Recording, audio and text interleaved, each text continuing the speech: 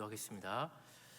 거룩하고 자비로우신 하나님 아버지, 오늘 이렇게 은혜의 자리로 우리를 불러주시고 말씀 앞에 담대히 서게 하시니 감사와 찬송을 올려드립니다.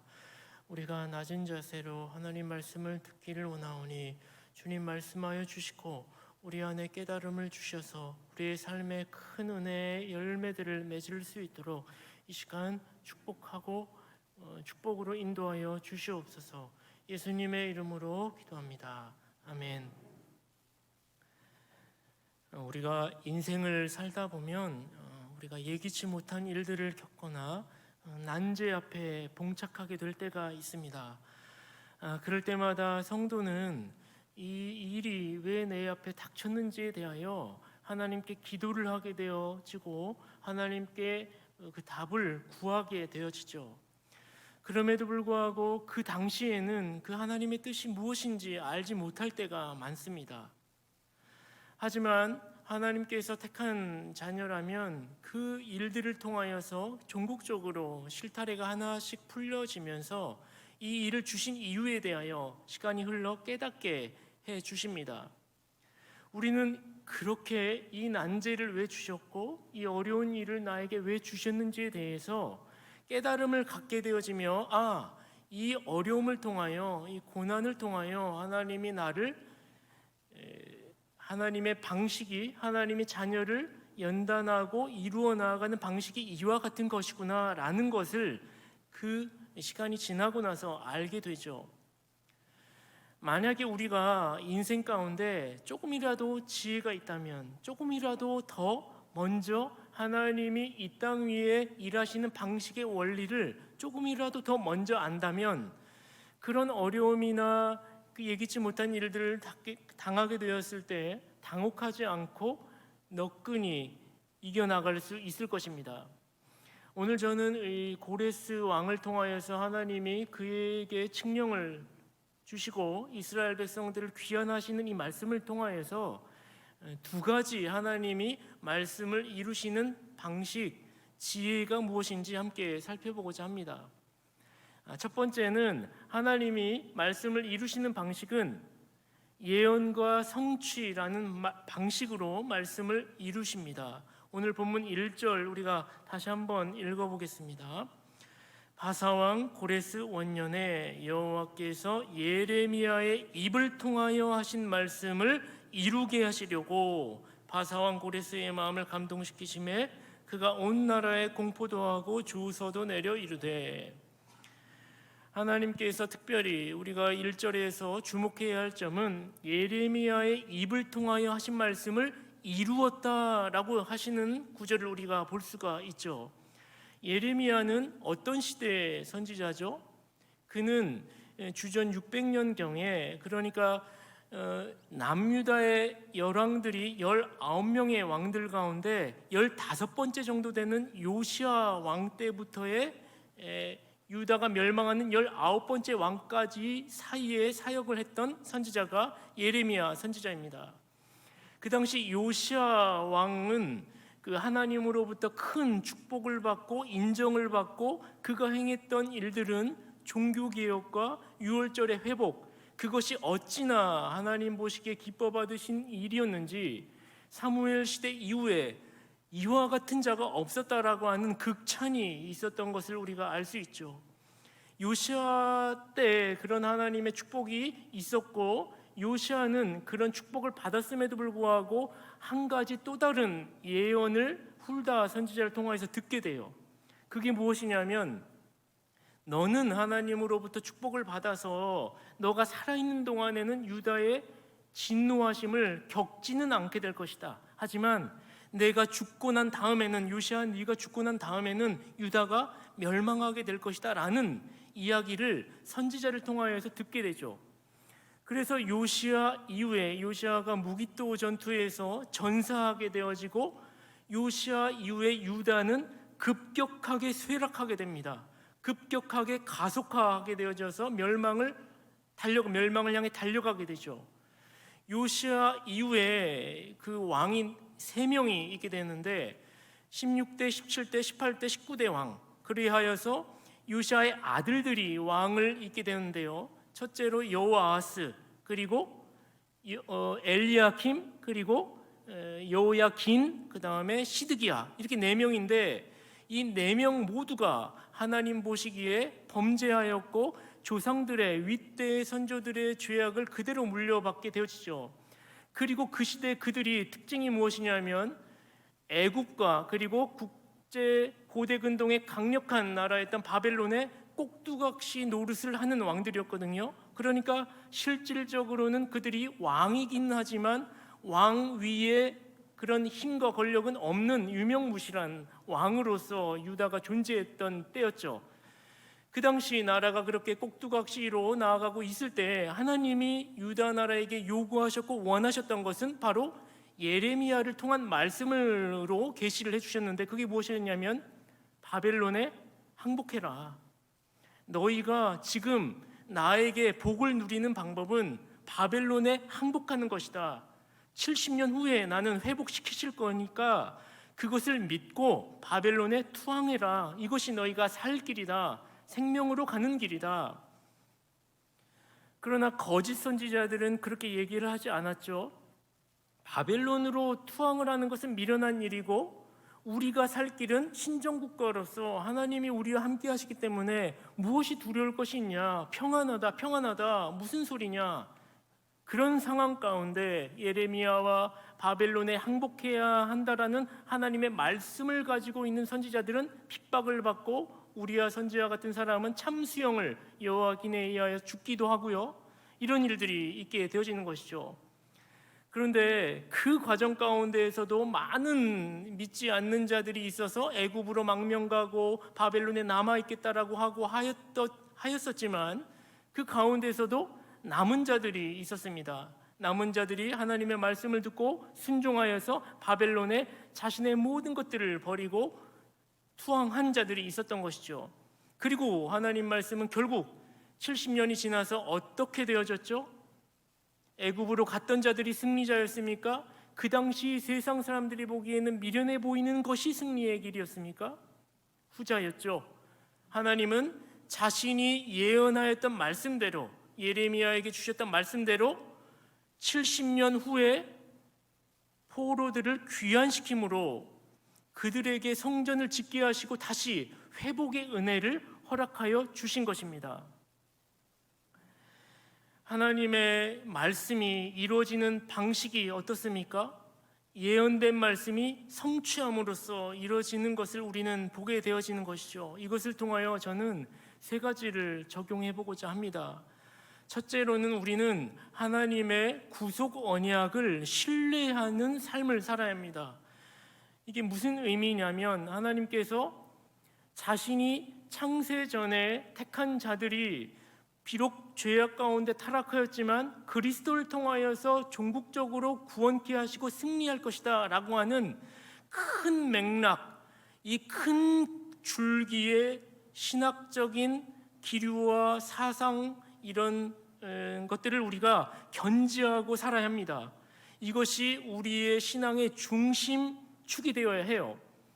이것이 왜 그래야 하냐면 인생들은 앞서 제가 서론에도 말씀드렸듯이 여러 가지 난제, 예기치 못한 일들을 우리가 전혀 미처 예상하지 못한 일로 낙심할 일들이 너무나 많죠.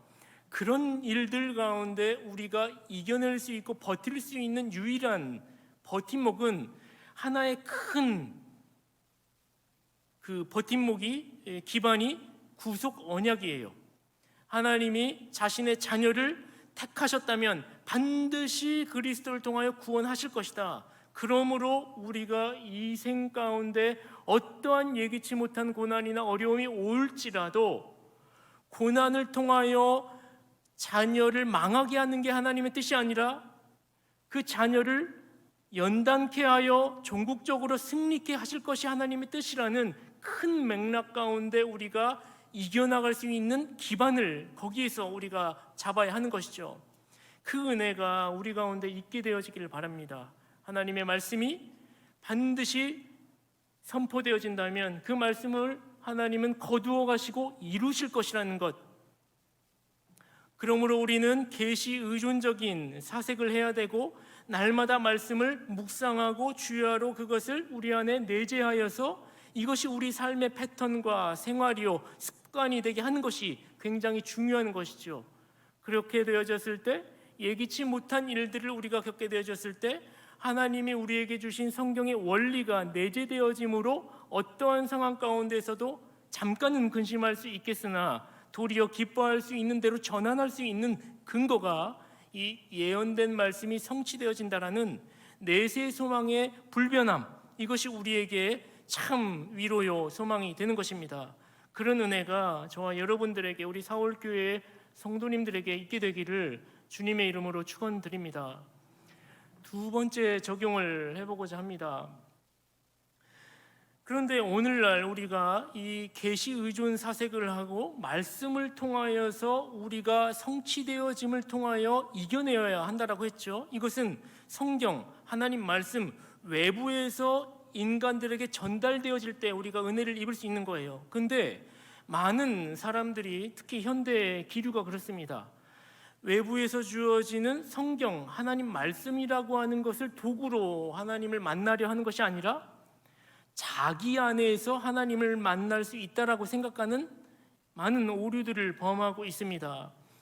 기성교회에도 들어보셨을지 모르겠어요. 관상기도, 명상, 침묵기도, 영성수련, 마음수련, 이런 일들이 있죠. 이것의 특징이 무엇입니까? 그리스도를 통한 성령의 조명하심을 통하여 은혜를 누린 자가 하나님을 만나는 것이 아니라 성경이라고 하는 하나님의 절대 계시를 통하여서 만나는 것이 아니라 자기를 돌아보라는 거예요. 자기 안에 눈을 감고 마음을 비우고 다 버려버리고 궁극적으로 내 안에 깊이 있게 내가 몰입하여 들어가면 진리를 발견할 수 있다라는 거예요. 그런데 과연 그럴 수가 있습니까? 눈을 감고 마음을 비우고 생각을 내려놓으면 우리가 진리를 발견할 수 있습니까? 내 안에 진리가 존재하는 것입니까? 그런데 실제 그 사람들의 방식은 그런 겁니다. 명상, 조용히 사색하면서 그 안에 나 안으로 들어가서 내 안에서 무궁무진한 상상의 날개를 펼치며 진리를 발견할 수 있다. 이것이 있게 되어지는 그 잘못된 성경적인 근거가 무엇일까요? 이건 하나님의 형상에 대한 잘못된 이해에서 오는 것입니다. 하나님의 형상은 우리가 성경에서도 우리가 알고 있듯이 참된 지식과 거룩과 의로움으로 하나님이 창세 전에 그리고 택함 받은 백성을 아담을 처음에 지으셨을 때 허락해 주셨던 거예요. 참된 지식이라고 하는 것은 그리스도를 통한 여호와를 아는 것이 지식의 근본이라고 했던 것처럼 하나님이 이 땅을 지으시고 만드시고 하신 목적하신 바에 대한 모든 원리들이 그 하나님의 말씀에 깊이 담겨 있어서 그게 지식이 되어지겠죠. 그래서 아담이 동물 이름도 짓고 뭐 여러 가지를 다 한 것도 아니겠습니까? 그 지식이 견지하게 되어지면 분별력이 생기게 되어져서 거룩함을 드러내게 되어지고 의로움으로 행동을 할 수가 있게 되어지죠.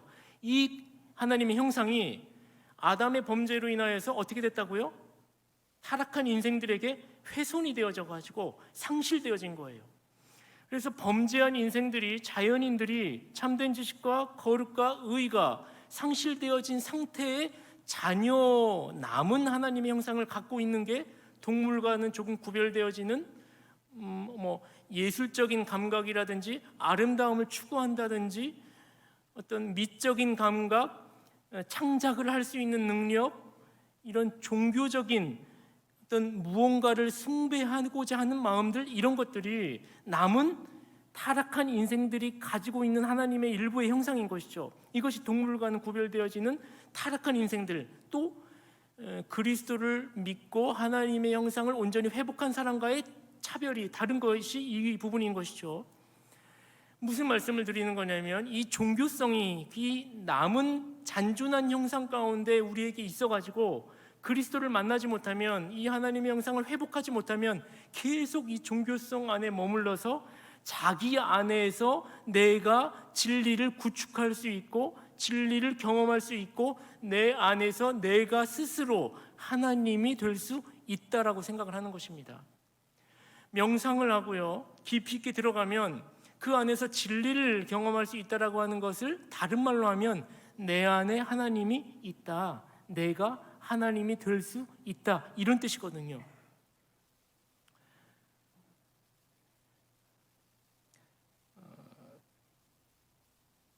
그래가지고 그런 자기 안에서의 하나님을 발견하는 것.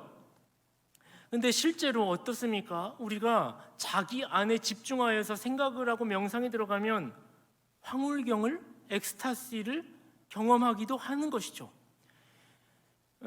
우리가 굿판에 가게 되어지면 무당이요, 막 칼춤을 추고 하다가 작두 위에 맨살로 이제 걸어갑니다. 그런데 어떻게 되죠? 피를 흘리질 않아요. 그렇게 되어졌을 때 그 황홀경 안에 들어가서 막 춤을 추고 하는 그 칼부림을 일으키지만 피를 흘리지 않는 그 이적은 도대체 어디에서 나오는 것입니까? 그것 또한 하나님이 그럼 하신 것일까요? 하나님이 그 무당을 택하셔서 그 무당에게 특별한 은혜를 주셔서 그런 이적을 행하게 하신 것일까요? 아니겠죠. 그것은 하나님의 이적이 아닙니다. 그것은 사단도 주님이 재림하시기 전에 잠깐 공중의 권세 잡은 자로 영의 존재로서 그런 일들의 권한을 부여받았거든요. 사단의 역사에 있는 것이지 그것이 하나님이 하신 일이 결코 아니시죠.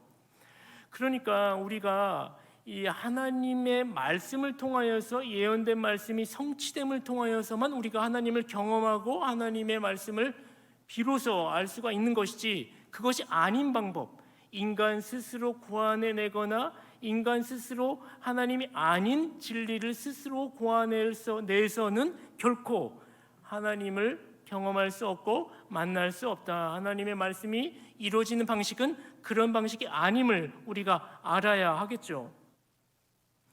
그리고 이제 세 번째 적용을 해보고자 하면, 예언된 말씀이 성취된다라고 했을 때 예언과 성취는 누구를 통하여서 시작되고 누구를 통하여서 끝마쳐지게 되는 것입니까?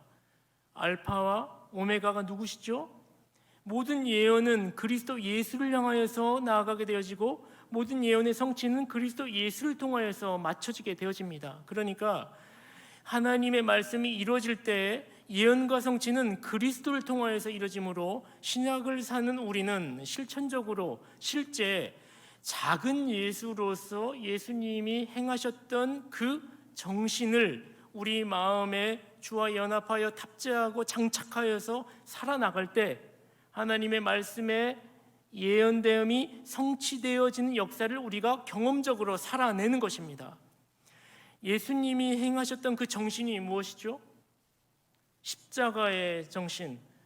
하나님이신 분이 낮은 몸을 입고 인간의 몸을 입고 성육신 하셨던 것, 자기 부인, 누구든지 나를 따르려거든 자기를 부인하고 자기 십자가를 지고 나를 따르라 하셨던 그것,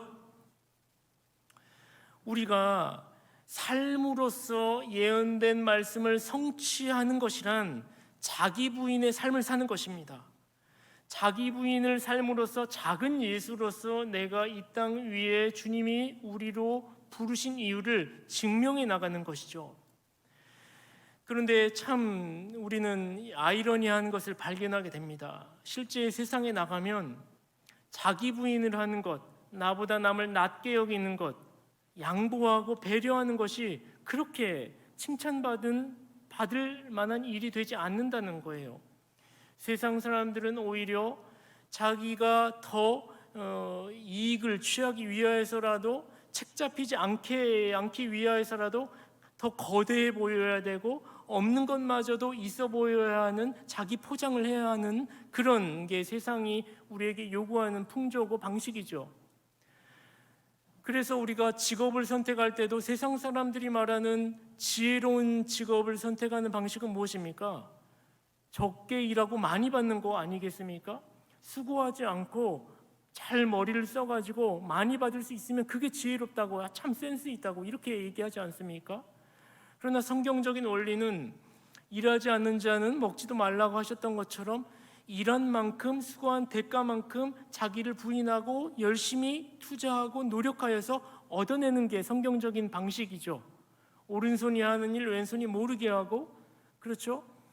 겉옷까지 내어달라고 하면 속옷까지 내어주는 방식, 자기를 낮추고 자기를 부인하고 겸손한 방식이 주님이 우리에게 예언된 주님께서 성취를 이루시는 방식이다. 그 방식은 결코 세상이 보기에는 미련한 방식처럼 보일지라도 결코 그것은 미련한 일이 아니라 참된 승리의 길이다라는 것을 우리가 알아야 합니다.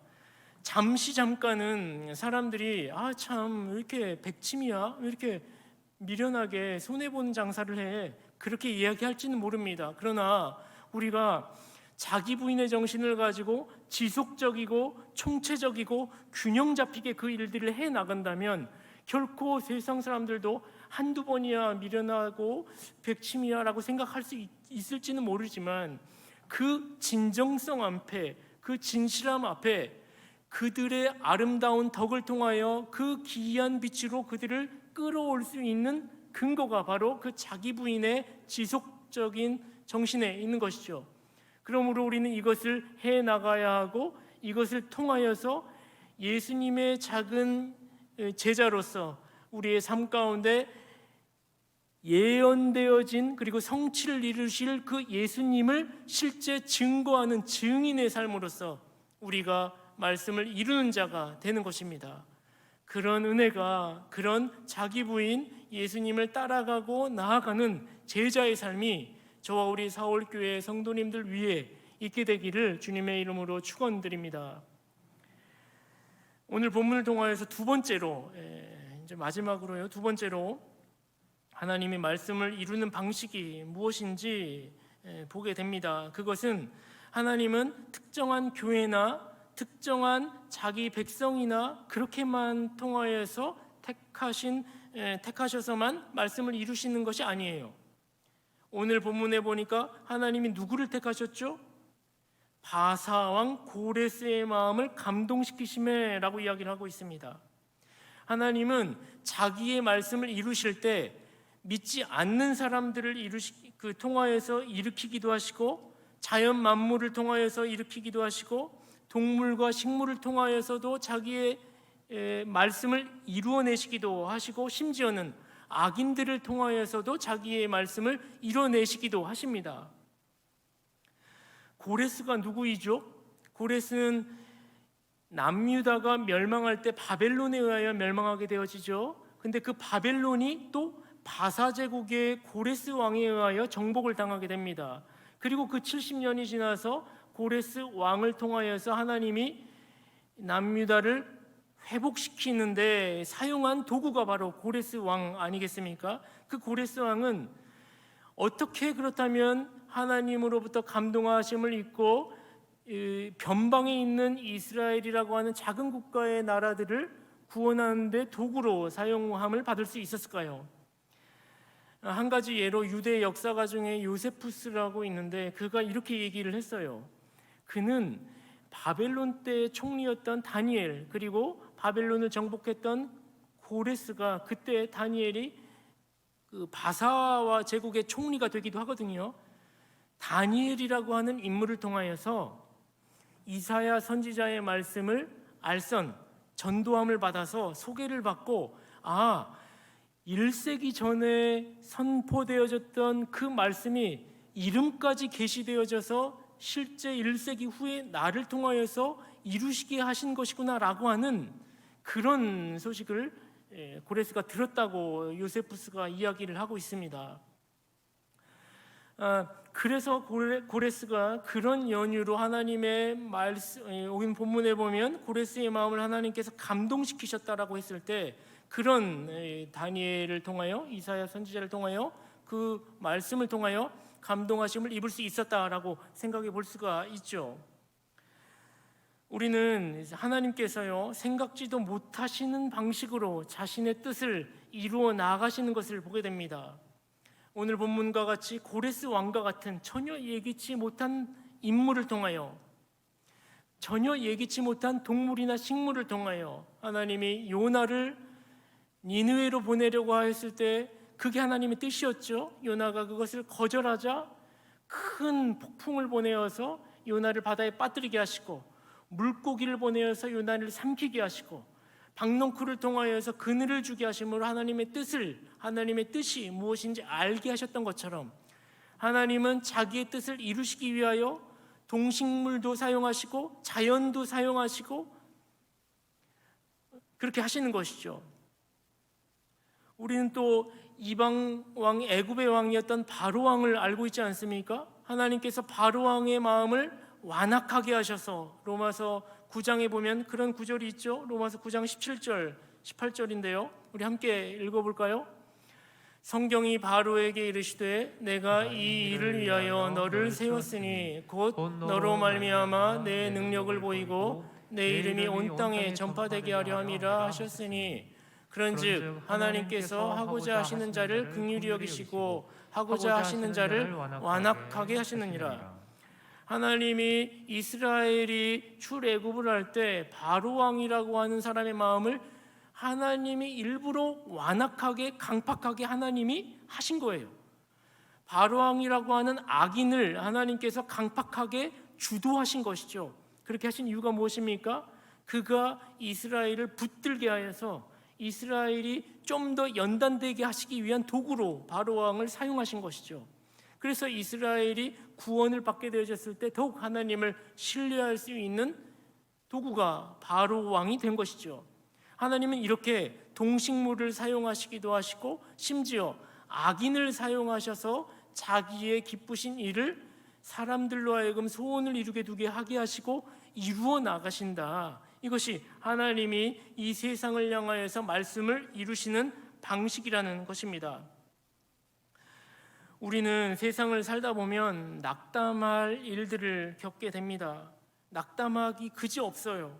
요즘 우리가 정치나 사회에 눈을 돌려봐도 낙담할 일들이 얼마나 많습니까? 불의한 일들을 목격하기도 하고 악인의 형통을 보기도 합니다. 힘이 빠지죠. 믿지 않는 사람들은 그런 것을 보면서 신이 도대체 존재한다면 왜 저러는 것이냐 회의감을 갖기도 하고 그리고 낙심하기도 합니다. 하지만 주의 자녀들은 이런 어려운 이런 낙담할 일들 앞에 하나님께서 반드시 주의 교회를 그리고 주의 성도들을 그냥 두시지 않으신다. 하나님께서 이루시고자 하실 것이라면 어떤 어려운 상황과 그런 고난 상황 가운데에서도 반드시 이기게 하실 것이고 붙드실 것이고 이루실 것이다. 심지어 동물 식물을 사용하여서 심지어 자연을 활용하셔서 심지어 악인을 활용하셔서까지라도 하나님이 자기의 말씀이 자기의 작정을 이루기 위하여서 그런 도구들을 사용하셔서 이루게 하실 것이다. 그러므로 우리는 오늘 어떻게 해야 하는 것이 우리가 이겨낼 수 있는 길입니까? 하나님의 말씀을 바라보면서 참고 인내하며 나아가는 것이죠. 세상을 이기는 승리는 이것이니 우리의 믿음이라라고 했던 것처럼 세상 앞에 우리가 낙담할 일이 많고 낙심할 일이 많고 할지라도 그것에서 이길 수 있는 힘, 버틸 수 있는 힘은 말씀을 통하여서 우리로 하여금 인내하게 하시고 믿음을 붙들고 나가게 하실 때 성도가 연단케 되어짐으로 하나님의 뜻을 알게 되어지고 그 안에서 이겨나갈 수 있다라는 사실을 우리 가슴속에 새겼으면 좋겠습니다. 마지막으로 한 구절만 보고 말씀을 마치도록 하겠습니다. 시편 119편 75절 76절입니다. 우리 함께 읽어봤으면 좋겠어요. 시작. 여호와여 내가 알거니와 주의 심판은 의로우시고 주께서 나를 괴롭게 하심은 성실하심 때문이니이다. 구하오니 주의 종에게 하신 말씀대로 주의 인자하심이 나의 위안이 되게 하시며 아멘. 여호와께서 나를 괴롭게 하심은 뭐라고 하였죠? 방금 읽었는데요. 성실하심이니이다 라고 얘기를 하고 있습니다. 여호와께서 주의 자녀를 괴롭게 하신 이유가 무엇이라고요? 여호와 하나님이 성실하시기 때문이라는 거예요. 그것으로 성도는 위안을 받습니다 라고 이야기를 하고 있는 것입니다. 하나님께서 인생들을 향하여 낙심할 일, 낙심하기 그지없습니다 라고 할지라도 그것을 우리에게 왜 괴롭게 하시는 것이냐라고 할 때 그것은 하나님이 문제가 있으시거나 방관하시거나 힘이 없으셔서가 아니라 성실하시기 때문이다. 하나님은 자기가 하신 그 말씀을 이루시는 분이시고 그와 같이 그런 일들을 주실 때에는 다 성실하심, 자녀의 유익을 위하여서이지 거꾸로가 아니라는 사실이죠.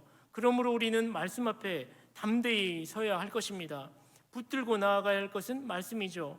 하나님의 말씀은 살아있고 활력이 있고 능력이 있어 운동력이 있어서 좌우의 어떤 날선 검보다도 예리하여 우리의 혼과 영과 골수까지 쪼개고 자르기까지 하고 우리의 마음과 생각을 판단하시는 말씀. 무슨 말입니까? 하나님은 다 아신다는 거예요.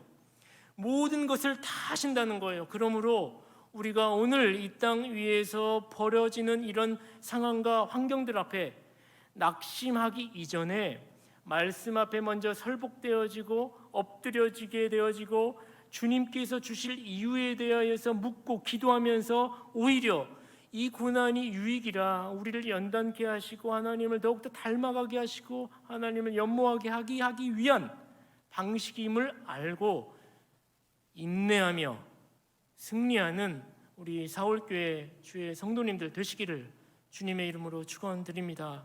기도하겠습니다.